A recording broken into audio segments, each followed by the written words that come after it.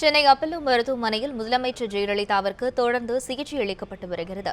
முதலமைச்சருக்கு அளிக்கப்பட்டு வரும் சிகிச்சைகள் மற்றும் உடல்நிலையில் ஏற்பட்டுள்ள முன்னேற்றம் குறித்து நேரலையில் காத்திருக்கும் நமது செய்தியாளர் லாவண்யாவிடம் கேட்கலாம். லாவண்யா, தற்போது முதலமைச்சரின் உடல்நிலை எப்படி இருக்கு? அவருக்கு அளிக்கப்பட்டு வரும் சிகிச்சைகள் குறித்து விரிவா சொல்லுங்க.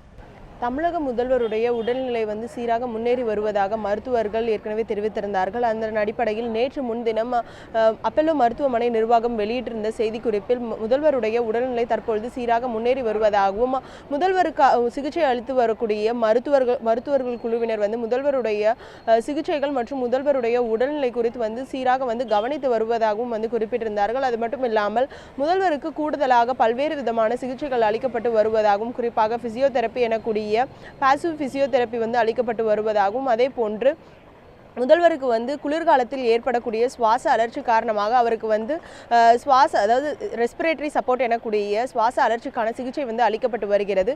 இதற்கான சிகிச்சைகளும் தற்பொழுது மேற்கொள்ளப்பட்டு வருவதாகவும் மருத்துவ குழுவினர் தெரிவித்திருக்கிறார்கள். அதே போன்று முதல்வருக்கு சிகிச்சை அளிப்பதற்கு எய்ம்ஸ் மருத்துவ குழுவினர் சென்னை வந்திருந்தார்கள். அதே போன்று லண்டன் மருத்துவர் ரிச்சர்ட் ஜான் பீலேவும் முதல்வருக்கு சிகிச்சை அளித்து வந்திருக்கிறார்.